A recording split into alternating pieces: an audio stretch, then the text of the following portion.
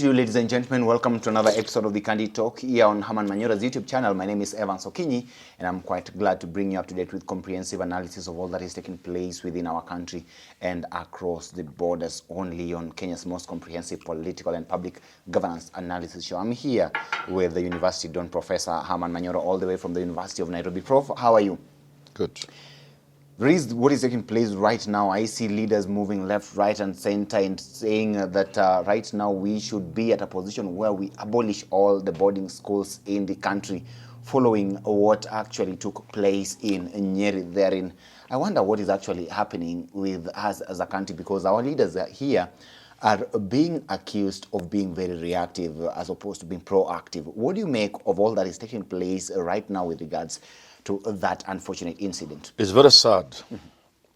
But first, my condolences to those who have lost loved ones. Speedy recovery to those nursing injuries.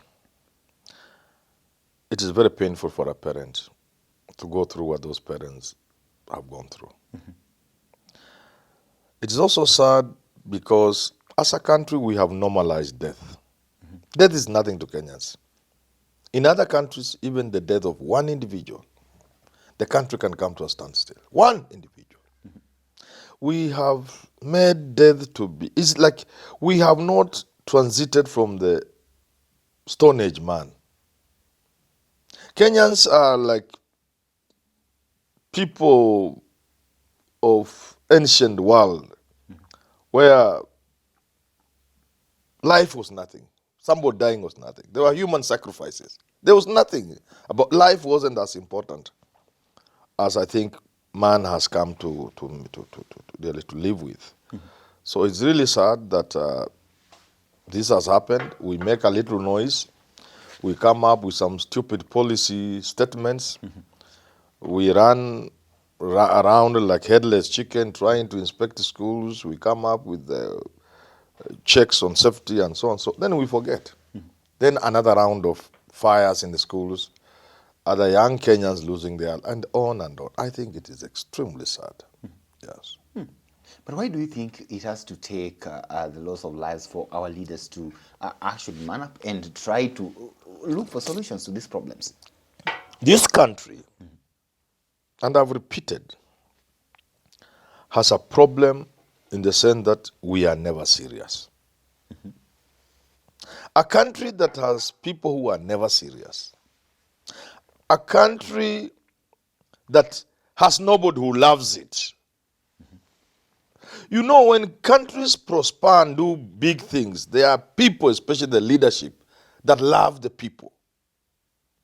The leadership must love the people. And the things they do out of that love are the things that could amount to simple things like protection, protecting children, ensuring they learn in safe environment, considering that living in a situation in a country where the country gives its resources to the children to create their future, to imagine their future, to learn in an environment that has the best that science has given mankind, the best that money can buy, in the best classrooms and schools with the best facilities. That is only possible if the leadership love the people of this country. If you have a leadership that loves the people, the policies, the actions will reflect that love, will flow from that love, and our children cannot be put in death traps in the name of schools. If you go to a secondary school today, a reasonable secondary school, and I'm not talking of an average school, I'm talking of a reasonable, serious secondary school, a national school. You may wish to leave out Nairobi School, Lenana, Alliance, that the original tier 1 national schools, the original, there will be about 18 or so. You may leave to leave out, but below them, there are very serious national schools with big names. If you enter the dormitory, you just cry. You just cry. You just cry. You just cry. Say, God, what is all this? How can we subject our children to this? Somebody came up with nonsense of 100% transition during Uhuru Kenyatta's time. There can never be bigger stupidity than that. Even America has not done that. The idea was to create ideal situations in our school where evil will thrive. The idea was to ensure education is compromised beyond measure, so that the Kenyan, the African in general, does not participate in the activities of the world at whatever level, in whatever sector. To stifle the African growth, kill the education. So somebody comes up with the idea of 100% transition. It kills education. You go to those places and say, the vices that go on in our schools because of that congestion, the compromise on learning because of that congestion, both in the dormitories and in the classrooms, only a fool can do that. So our leadership is, we don't have leadership. We have a problem. And we will pay for it. Not just Kenya, the whole of Africa. The Mzungu wants to ensure that you don't have an education because they don't want competitors. They want to continue ruling the world. They want to continue exploiting the African continent.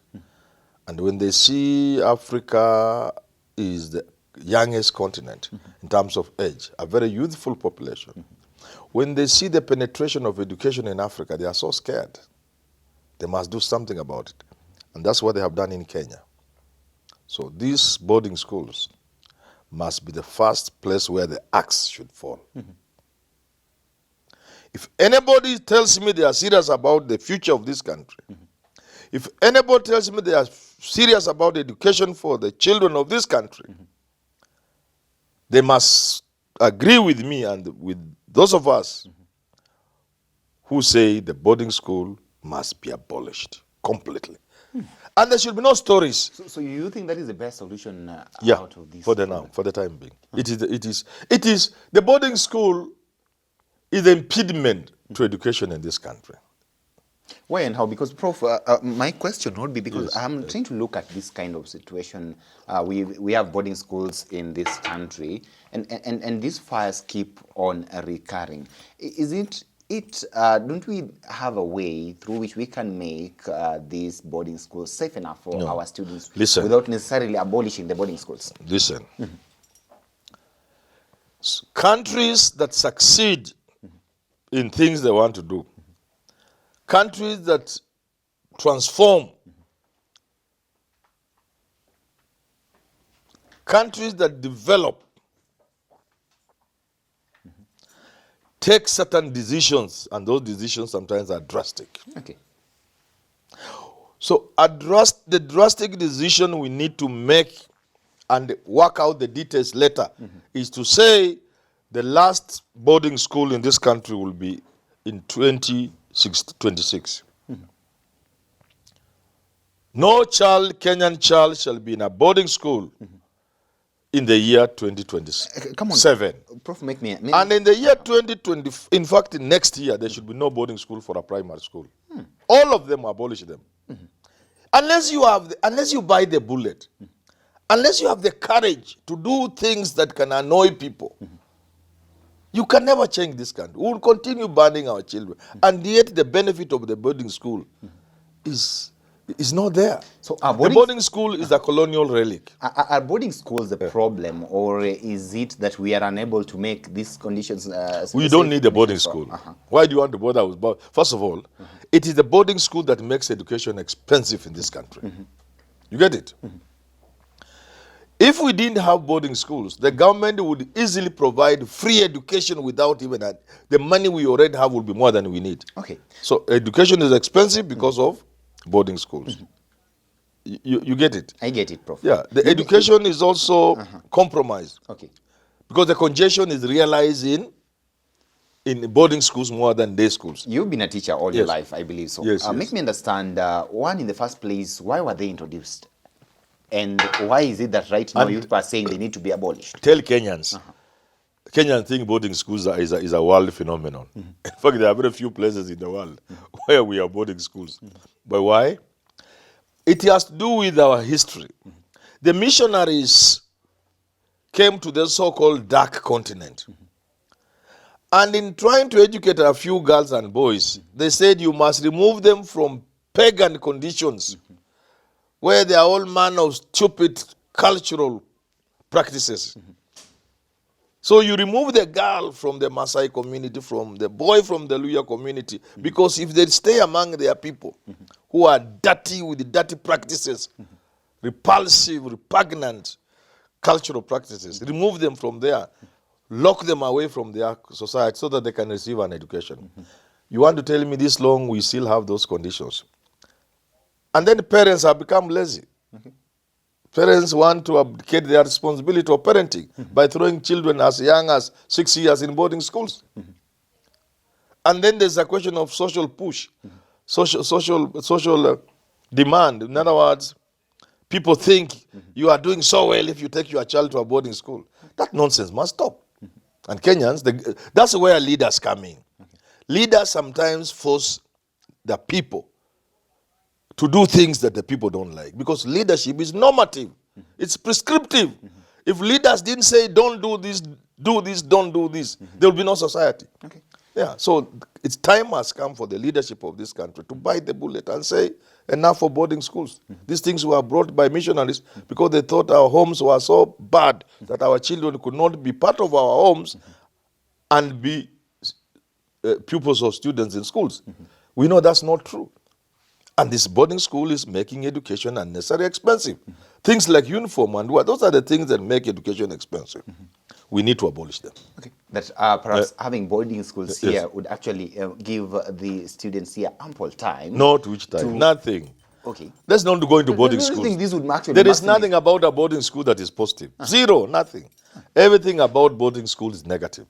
Yeah. There's nothing positive. Zero. Let's not discuss that it will be better. Even maximizing the time that students now, which time? In fact, the time we talk about schools, about children in school, is about cramming for exams. Okay. We don't want our children to cram for exams. We need to abolish exams, my friend. We need to abolish exams. Okay. We don't need exams. No, we don't need exams. The time you are maximizing preps, kipoko, soma for exams. Let children grow up. Learning is a growing up experience. It's not about exams. In fact, many of the serious countries in the world, there are no exams.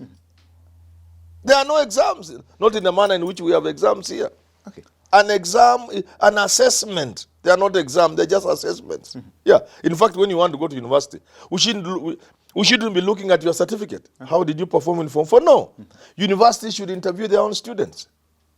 You want to go to the University of Nairobi to do medicine? Come. Let them look at you. They look at how you have been performing in your school. Then they interview you. They say, okay, you can do medicine. Okay. Not to bring them a certificate which maybe you have bought.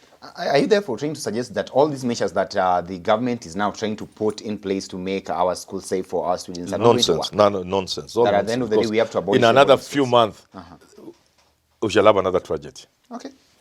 Well, ladies and gentlemen, we do not actually want to witness what has been taking place in our schools recently, especially and specifically what took place at Endarasha, that hillside school there in Nyeri. Our deepest condolences goes to those families who lost their loved ones, and even to those ones who've not yet found the children. We pray that they actually find solace and find their children as early as possible. We are with you. This family of Nairobi Review is part and parcel of what is taking place in this country, and we condole with you. Ladies and gentlemen, allow me to stop this conversation at this particular moment. I believe that our leaders are watching, and they are going to take the necessary measures to ensure that we do not witness such things again. Till we have this conversation again, have yourself a lovely day. My name is Evans Okinyi.